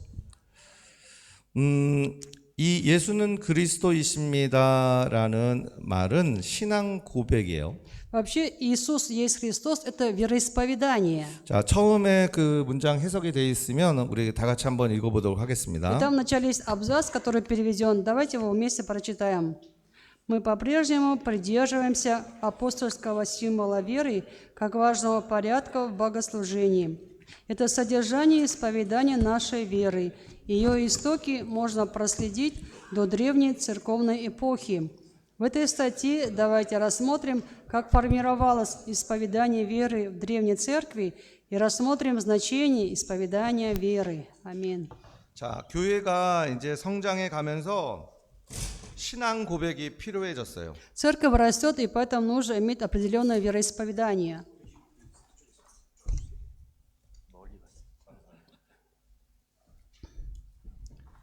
오수왕 선교사님 공감력이 굉장히 높은 분이에요. У пастора очень высокий уровень сострадания, наверное, 제가 막 симпатии. 뭐를 찾는 것을 보고 뭘 찾는지 이미 공감한 거예요. То есть он уже понял, что я ищу, отреагировал. 이거는 능력입니다. Это способность. 제가 이것을 밑에를 봐도 저 사람이 뭐 하는지 생각한 사람 있을 거예요. Наверное, есть люди, которые смотрят под столом и говорят, что он там делает. 근데 우리가 필요한 목사로서 필요한 그 능력 중에 저는 공감력이 굉장히 중요하다고 Я 생각해요. думаю, что вот это, наверное, чувство симпатии или сочувствия, сострадания очень нужно нам, как пасторам. 그래야 교회 그 교인들이 가진 문제를 내가 내 일처럼 생각할 수 있죠. Если я имею сострадание, я могу принимать проблемы прихожан как свою собственную проблему. 공감력이 없으면 성도가 괴로워하고 아파하는데 전혀 이해를 하지 못합니다. Если нет чувства сострадания, как бы не были больны прихожане, вы их никогда не поймете. 많은 분들이 내가 여기서 어떻게 사역을 해야 되는가 그런 생각을 하실 수 있어요. Возможно, многие думают, вот как я буду здесь служить. 그런데 그때 공감력이 중요합니다. И вот тогда важно вот это чувство. 여러분이 필요한 그 일을 하는 게 아니라 성도가 필요한 일을 해야 된다고 То есть 생각합니다. я думаю, что нужно делать не то, что нужно вам, а то, что нужно кому? Прихожанам. 굉장히 유명한 한 신학자이자 교수님이 한 분 계셨어요. Один известный теолог, профессор, 그분이 몰트만 박사라는 분이 있어요. знаете, профессор Мольтман, 이제 세계적으로 유명한 신학자죠. профессор Мольтман, всемирно известный. 그분이 이제 우리나라에 와서 그 강연을 하게 되었어요. Он приехал к нам в Корею, и он читал лекции. 이제 제가 그 라이드를 하고 픽업을 하고 이렇게 모시게 되었어요. И так получилось, что меня попросили его встретить, привезти, там дальше направить куда-то. 제가 그분에게 부탁을 한번 했어요. И я попросил. 제가 가르치는 신학교 제자들이 있는데 그 제자들을 위해서 좋은 말씀 한마디를 해주세요. 제가 그것을 녹화하겠습니다. Я попросил его, я бы хотела, чтобы вы, профессор, сказали хорошие слова моим студентам, которым я преподаю в теологическом университете. Я запишу им, передам потом. 그래서 이제 핸드폰 화면을 보고 녹화를 했습니다. И вот я включил смартфон, и его видеопослание мы записали. 짧지만 그분이 한 말의 핵심은 무엇냐면요. Он говорил коротко, но вот главный смысл его слов. 여러분들이 설교하기 전에 말하기 전에 Перед тем, как проповедовать, то есть говорить, 여러분들이 먼저 들으세요. сначала послушайте. 여러분들이 말하기 전에 들으라는 겁니다. То есть прежде чем что-то говорить, послушайте сначала. 성도가 어떤 상황에 있는지 들으라는 거예요. То есть послушайте, в каком состоянии находятся ваши прихожане. 성도가 아파하고 괴로워하는 게 뭔지 들으라는 거예요. Нужно прежде услышать то, что они больны, что им трудно. 그리고 말하라는 거예요. Уже потом вы говорите. 그 거의 한 90세가 다 되는 그 세계를 주름잡던 그 신학자가 딱 한마디를 가르쳐 주시는데 굉장히 감동이 있었어요. Всемирно известный теолог, 90 лет человеку, он сказал такое короткое просто, меня это очень сильно задело. 복음이라는 것은 우리가 무조건 일방적으로 선포한다고 생각합니다. Обычно мы говорим, Евангелие это то, что должен я провозглашать, и все. 그런데 일방적으로 선포하는 것만이 아니라 그 복음을 듣는 사람을 생각해야 합니다. Но Евангелие это не монолог, нужно, чтобы я подумал о тех, кому я буду это передавать. 예수님도 만약에 일방적으로 생각하셨다면 구태여 육신을 입고 오실 필요가 없었겠죠. Если бы Иисус думал также в одностороннем порядке, ему не нужно было приходить сюда во плоти, 예수님은 사람이 되신 거예요. а он стал человеком. 그래서 우리를 이해하신 거죠. И поэтому он понял нас с вами. 우리 사역의 가장 중요한 거 공감력이라는 말씀을 이제 드리려고 이렇게 길게 얘기를 했습니다. Это для того, чтобы сказать, что очень важно в нашем служении иметь такое чувство сострадания. 그 공감력을 가지고 성도들이 원하는 것을 할 때 여러분들 교회가 아주 부흥하게 될 줄 믿습니다. Когда вы имеете такое чувство сострадания или сочувствия к прихожанам, я верю, что церкви ваши будут стремительно расти. 교회가 이제 성장해 감에 따라 교회가 필요한 것이 생겼는데 그것이 신앙 고백이었어요. Церковь растет, и теперь что нужно ранее церкви? Им нужно свое вероисповедание. 침례는 예수님 명령이죠. Мы знаем, что водное крещение это был приказ Иисуса. 근데 그냥 침례 베푸는 거는 좀 이상하잖아요. Если просто крестить, опуская воду, это выглядит немножко странно. 그 물로 세례를 받기 전에 뭔가 내가 신앙을 고백할 필요가 있는 거죠. И перед водным крещением необходимо, чтобы я сам исповедовал своими устами веру. 또 예배 가운데서도 이 우리의 신앙을 고백하는 필요가 생겼죠. И к тому же появилась необходимость перед богослужением исповедовать свою веру. 이제 여러 사람들이 하다 보니까 다 각자 고백을 하면 안 되죠. Но поскольку много разных людей, не надо же делать так, чтобы у каждого было какое-то свое исповедание. 무언가 통일된 그런 규칙이 필요하죠. Нужен какой-то правило или стандарт единого вероисповедания. 그리고 또 이 신앙 고백이 왜 필요했냐면 지난 시간에도 얘기했지만 이단들이 등장하기 시작했거든요. Почему нужно было еще это вероисповедание? Мы сказали на прошлом занятии, что появилась ересь. 교회 안에서도 교회 밖에서도 이단들이 등장합니다. Появляются ереси и внутри, и вне церкви. 그러니까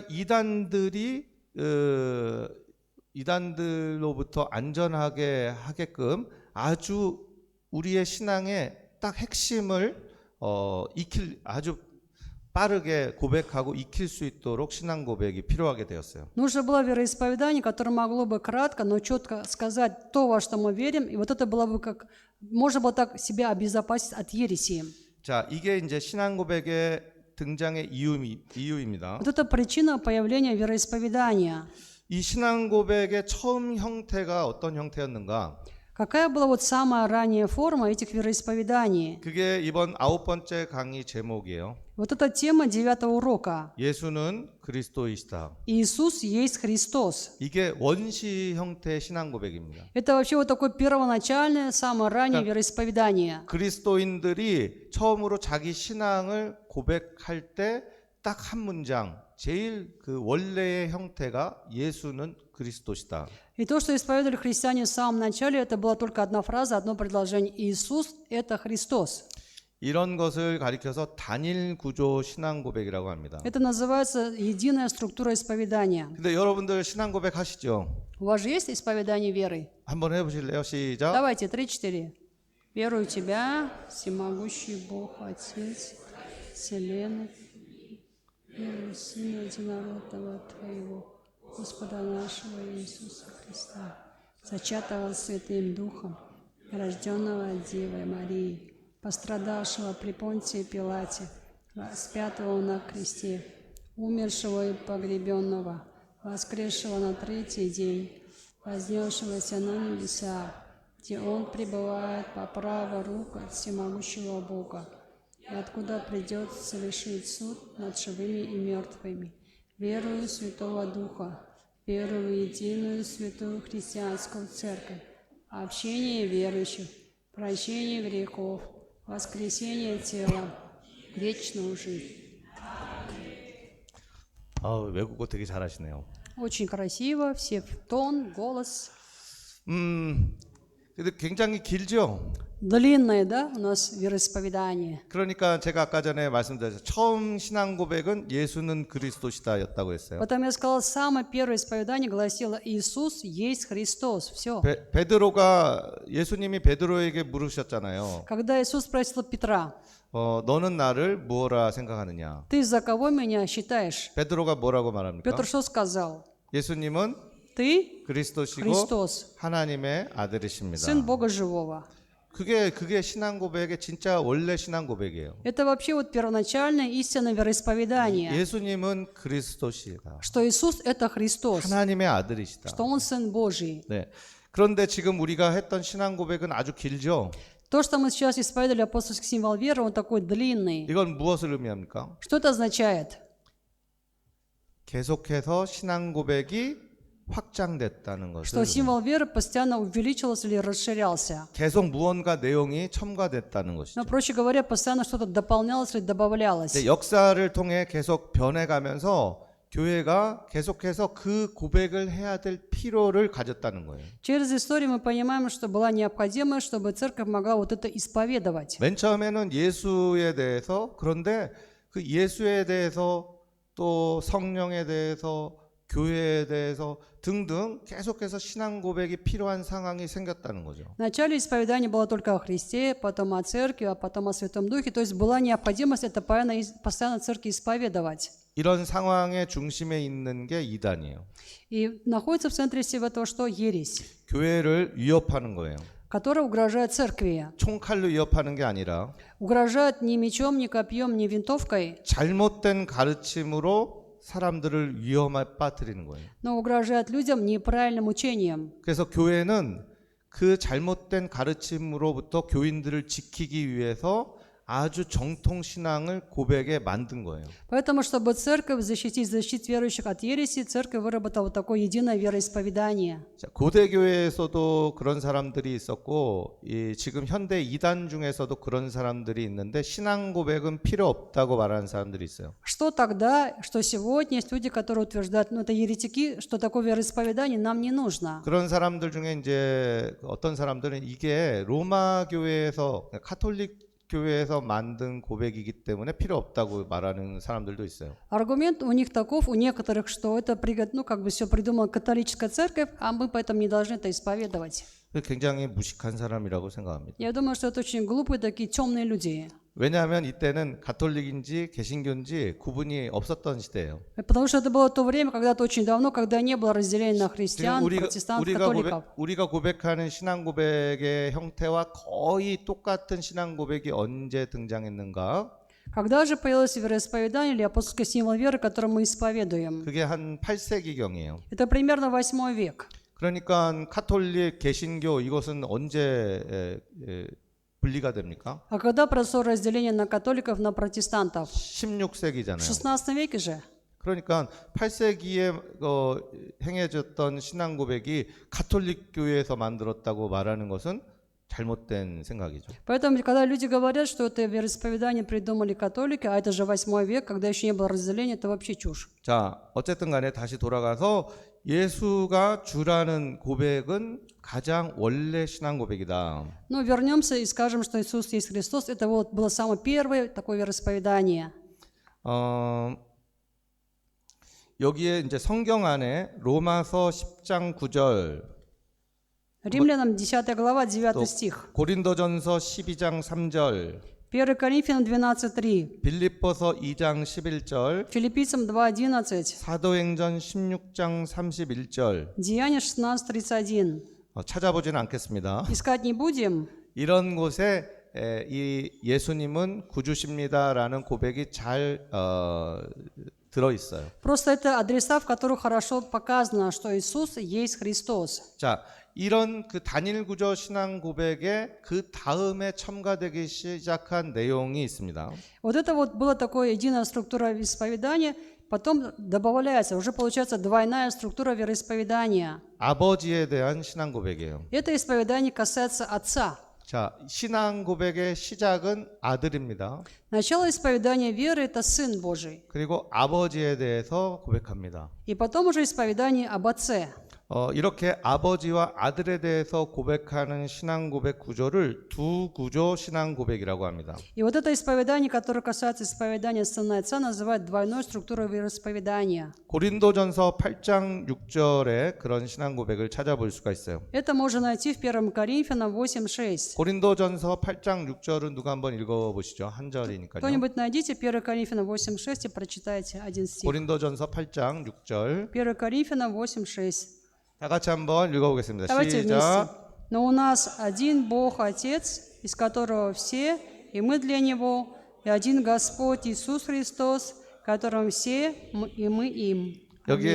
여기에 보면은 아들과 아버지에 대해서 고백하고 있죠. Это исповедание об Отце и о Сыне. 이게 그러니까 두 번째 확장된 신앙 고백 형태예요. Вот эта форма уже расширенного такого вероисповедания.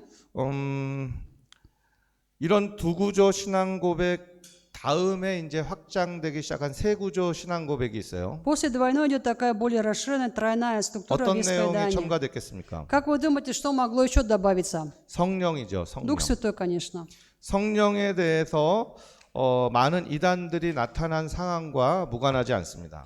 И на самом деле многие еретики не упускают из виду то, что касается учения Святого Духа. 그래서 이제 마태복음 28장 19절 보면 세 구조 신앙 고백이 잘 나타나 있죠. В Матфея 28:19 хорошо показана такая тройная структура вероисповедания. 마태복음 28장 19절 너무 잘 아는 성경 구절인데 한번 같이 읽어볼까요? 외워보셔도 좋고요. Матфея 28:19 известное место, кто наизусть, а так давайте прочитаем. Матфея 28:19. 네, 시작. 3-4. Итак, идите, научите все народы, крестя их во имя Отца и Сына и Святого Духа. Аминь. 자, 아버지, 아들, 성령. Отец, Сын, Дух Святой. 그냥 심심해서 이렇게 자꾸만 늘어나는 것이 아니라고 말씀드렸어요. Просто хочу сказать, что расширялось вероисповедание, потому что людям было нечем заняться. 이제 그런 내용은 조금 있다가 삼위일체에 대해서 말씀드릴 때 더 말씀을 잘 드리겠습니다. Скажу об этом более подробно позднее, когда буду говорить о Троице. 어쨌든 신앙 고백은 세 구조 신앙 고백까지 확장이 되었어요. В любом случае, вероисповедание достигло расширения, теперь тройная структура вероисповедания. 그런데 여기에서 멈추지 않았습니다. На этом люди не остановились. 교회와 죄 사함에 대해서도 이제 더해져서 다섯 구조 신앙 고백까지 늘어납니다. Уже 5 пунктов структуры, то есть там касается исповедания о церкви и о прощении грехов. 여러 이제 다섯 구조 신앙 고백, 그러니까 아버지, 아들, 성령, 교회, 죄 사함. 우리 지금 신앙 고백, 우리가 하고 있는 신앙 고백에도 이런 내용들이 많이 들어있죠. И в том символе веры, которым мы сегодня исповедуем, эти 5 пунктов есть: исповедание Отца, Сына, Святого Духа, Церкви, прощение грехов. 자, 동방교회는 이렇게 한 구조, 두 구조, 세 구조 이렇게 여러 신앙 고백들이 있었어요. Это была Восточная Церковь, там была вот эта единая структура, потом двойная, тройная, расширение до 5 структур. 동방교회의 특징은 그 각 개교회들이 굉장히 좀 자유로웠어요. Что было особенностью Восточной Церкви? Каждая церковь была более-менее свободна. 그 각 교회들마다 특징들이 조금 다 달랐어요. И, проще говоря, у каждой церкви была своя особенность. 네, 개성이 굉장히 잘 살아있는 교회가 동방교회였어요. И в Восточной Церкви каждая имела свою индивидуальность, свое лицо. 획일적이지 않은 거죠. Не было такого, что кто-то был там из ряда вон выходящие. 그래서 동방은 이제 각 교회들이 그렇게 조금 다 다른 것이 용인되는 그런 분위기였어요. И на Востоке была такая общая атмосфера, что каждая церковь была свободна, каждая имела свое лицо, но причем они активно так хорошо существовали. 그런데 이제 이 동방과 달리 서방 교회는 조금 다릅니다. На Западе была немного другая картина. 서방 교회에서는 이 여러 가지 각 교회들마다 여러 그 신앙 고백을 하고 있었던 것과는 다르게 서방 교회는 한 가지로 대부분 다 통일해서 신앙 고백을 드리고 있었어요. На Востоке в каждой церкви было свое вероисповедание, а на Западе они хотели того, чтобы все церкви имели одно единое вероисповедание. 로마 교회의 신앙 고백을 거의 다른 서방 교회들도 같이 사용하고 있었어요. То есть исповедание Римской церкви, вот это исповедание исповедовали почти все церкви на Западе. 그 신앙 고백을 가리켜서 로마눔이라고 합니다. И вот это исповедание называют романум. 이 로마눔은 점점 발전되어 가지고 지금 여러분들이 신앙 고백하는 형태의 그 신앙 고백으로 만들어집니다. Вот этот романум имел расширение, добавление, и он почти имеет ту форму апостольского символа веры, которую мы сегодня исповедуем.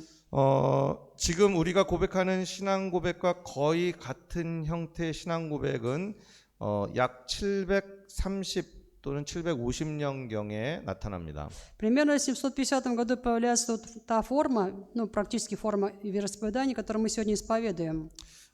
이 우리 신앙 고백을 가리켜 사도신경이라고 하죠. Мы называем сегодня наш веры символ, апостольский символ веры. 왜 사도들의 신앙 고백이라고 하는가면요. Почему называем именно апостольский символ веры? 전설에 따르면 Если следовать преданию, 12사도들이 한 절씩 만들었다고 합니다. говорят, что 12 апостолов собрались, и вот от каждого было предложение в этом символе веры. 그러니까 이런 식입니다. Ну вот я пример приведу. 베드로가 이제 나는 하나님을 믿습니다 이것을 만들었고요. Петр сказал: «Я верую в Бога». 요한이 난 예수 그리스도를 믿습니다 이걸 만들었다고 Апостол 하고요. Иоанн сказал: «Я верую в Иисуса Христа». 안드레가 본디오 빌라도 아래서 고난을 받으셨습니다. Андрей говорит: «Я верю, что Иисус пострадал от Понтия Пилата». 전설이에요. Это просто предание или 어쨌든 легенда. 사도들이 만든 신앙 고백이었다고 하고 이것을 서방 교회들이 공통적으로 고백하기 시작했어요. В любом случае, это называют апостольский символ веры, это исповедуют одинаково все церкви на Западе того времени. 네, 신앙 고백은 그러니까 교회를 위해서 교회를 지키기 위해서 교회가 만들어낸 고백인 줄 여러분들이 믿으셔야 됩니다. Нужно верить в то, что вероисповедание было создано в то время церкви, чтобы защитить церковь от ереси. 그러니까 이 말은 무엇을 의미하냐면요. Что это означает? 그 내용의 하나하나마다 굉장히 중요한 의미가 담겨 있다는 거예요. Это означает, что каждый пункт в апостольском символе веры имеет очень важное значение. 많은 교회 담임 목사들이 옛날 담임 목사님들이 Вот раньше многие старшие пасторы церквей, 이단들로부터 자기 성도들을 지키기 위해서 만든 거예요. они вот это, ну, имели такое вероисповедание для того, чтобы защитить своих прихожан от ереси. 잘못된 가르침으로 하나둘씩 그 꿰어 나가는 사람들을 막기 위해서 고백을 만든 거예요. Чтобы люди это исповедовали, и чтобы они не могли попасться на уловку ереси. 그러니까 교회가 이런 교리에 대해서 가르쳐야 될 필요가 이런 거예요. И поэтому возникает теперь необходимость учить в церкви о таких доктринах. 그러니까 이제 단순히 그냥 그 어떤 신앙 교육을 위해서 가르치는 것이 아니라 Они учили людей не для того, чтобы что-то они знали там о жизни веры, 이단들에 의해서 사로잡혀 나가는 것을 막기 위해서 가르친 거예요. но для того, чтобы еретики не могли похитить их овец. 이거는 좀 제가 봤을 때 굉장히 중요하다고 생각을 합니다. На мой взгляд, это очень важно. 대부분 교회 이제 성도들이 어느 정도 교회를 다니게 되면요. Ну, обычно как бывает, люди ходят в церковь уже, они прихожане церкви, 이런 교리들을 가르칩니다. и вот учат таким доктринам. 하나님 아버지가 누구고 Кто такой Бог Отец? 아들이 누구고 кто такой сын? 성령이 무엇이고 кто такой Святой Дух? 교회 목사가 무엇이고 Кто такой пастор 등등 церкви? 여러 가지 교리들에 관한 것을 가르쳐요. Учат людей каким-то доктринам. 그런데 가르치는 것은 좋은데 목적을 잊어버리면 안 됩니다. Учить хорошо, но нельзя забывать цель. 그 성도를 지키기 위해서 가르치는 거예요. Нужно учить с какой целью, чтобы их обезопасить или защитить. 어떤 잘못된 소리에도 흔들리지 않게 만들기 위해서 가르치는 거예요. Цель в том, чтобы они не могли попасться ни на одну уловку, вообще ни на никого. 어저께 그 우리 목사님들과 잠깐 얘기했는데요. Вчера немного мы общались с пасторами, 이제 이미 카자흐스탄에도 이단들이 이제 등장하는 상황이 되었다고 합니다. и они сказали, что в Казахстане ситуация такова, что уже появляются разные ереси. 이단이 왜 무서운지 아세요? Знаете, почему страшна ересь? 그 사람 생각을 쇠뇌시켜요. Ну, как мы говорим, они промывают мозги человека. 신앙생활 잘하던 사람이 있습니다. Вот человек, представьте, вел хорошую жизнь веры, 이단이 잘못된 가르침으로 그 사람 머리를 바꿔요. но ересь неправильным учением просто меняет мысли человека. 그 사람 교회도 깨트립니다. И этот человек разбивает даже церковь, 가정도 깨트려요. разбивает семью. 그리고 그 완전히 이단에 끌려가는 상황을 저는 너무 많이 봤어요. И просто идет на поводу, становится пленником ереси. Я это очень часто видел сам. 여러분 그 사람에 대한 책임을 하나님이 누구한테 묻겠습니까? Как вы думаете, с кого Бог спросит ответственность за такого человека? 물론 이단 교주에게 묻겠죠. Ну, конечно, с этого лидера ереси, наверное. 근데 그와 마찬가지 책임이 그 사람의 담임 목사에게 있다고 저는 생각해요. Но я думаю, что такая же ответственность лежит и на ком? На пасторе. 하나님이 그 양을 맡기셨는데 Потому что Бог доверил эту овцу этому пастору. 너는 뭐 했느냐는 Ну, 거예요. чем ты? Ты же пастух, чем ты занимался-то? 아, 내가 한 일 아닙니다. 나는 어쩔 수 없습니다라고 여러분들 하나님 앞에서 말하실 수 있습니까? Вы можете сказать Богу на этот вопрос, да откуда я могу? Я ничего не мог, это же вообще не я делал. 인간적으로 보면은 별 문제 아닐 수 있어요. Ну, по-человечески, возможно, для нас там нет такой серьезной проблемы. 많은 교인들 중에서 한 명 없어지는 거 별 문제 아닐 수 있어요. Прихожан много, один исчез. В чем проблема? 근데 영적인 눈으로 보면요. Но если смотреть духовными глазами, 죽느냐 사느냐예요. это же вопрос жизни и смерти человека.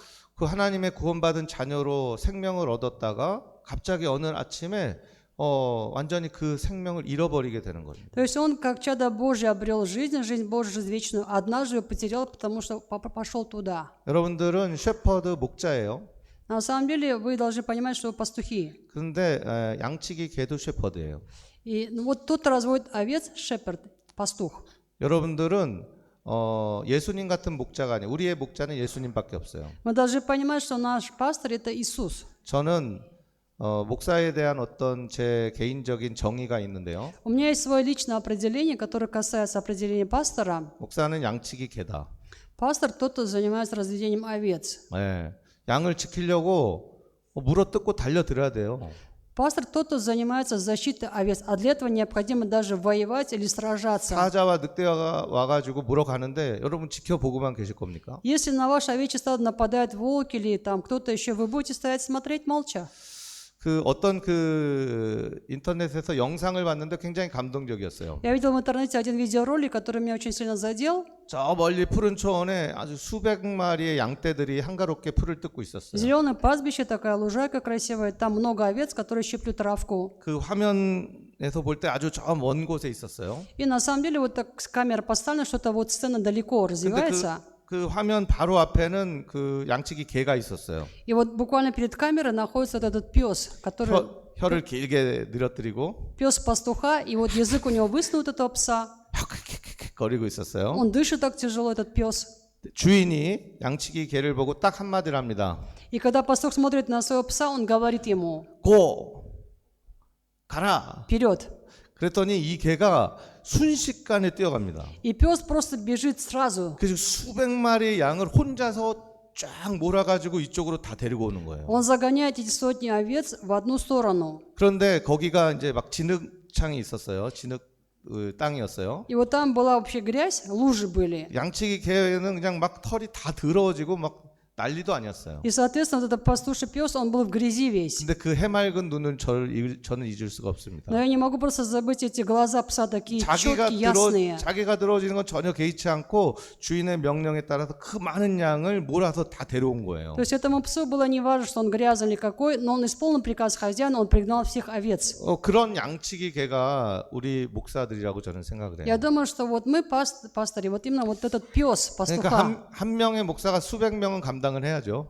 Ну, конечно, один человек должен, может вести сотни человек. 그리고 그 양치기 개가 어떤 그 사나운 짐승들이 왔을 때 가만히 있겠습니까? 지키겠죠. Когда приходят волки или хищники, разве будет этот пастуший пес просто сидеть? Он будет защищать. 자기가 죽는 한이 있어도 지킬 겁니다. Даже если я умру, думает пес, но я защищу этих овец. 여러분, 이것은 실제예요. Вот это реальность. 이단이 여러분들 코앞에 와 있어요. Ересь прям буквально перед вашим носом, уважаемые. 그들은 호시탐탐 여러분들 안에 있는 성도들을 데려가려고 합니다. Они уже готовы к тому, чтобы наброситься на ваших прихожан и захватить их. 이제 신천지라는 그 이단이 요즘 제일 문제가 되는 이단인데 여기에도 똑같은 이름을 사용한다고 제가 들었어요. Самая большая проблема с Ничанди, то есть новое небо, новая земля, я слышал, что здесь тоже у вас это есть, и тоже проблема. 그 신천지 내부 그 서류를 요번에 어떻게 입수가 돼서 알게 되는 밝혀진 부분인데요. Как-то так получилось, что какие-то документы, которые касаются этой организации, огласили в последнее время. 대형 교회 성도들을 먼저 다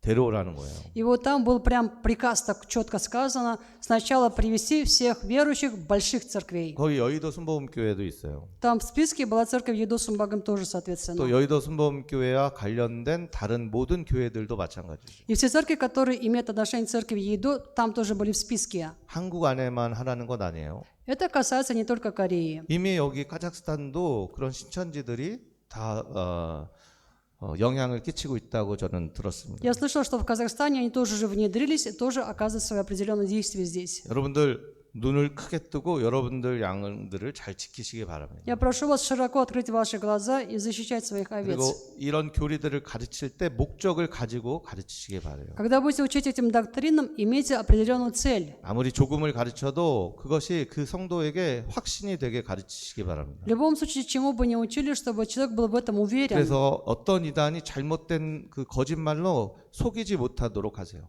чтобы никакая ересь не могла ваших овец обмануть. 여러분들 그냥 온몸이 흙탕물로 더러워져도 하나님이 아주 칭찬을 하실 겁니다. Хотя вы, как этот пес, будете в грязи, но ваш пастух, Господь, похвалит вас за это. 자, 쉬는 시간이죠. 좀 Перерыв. 쉬었다가 다음 시간 계속하겠습니다. Потом встретимся.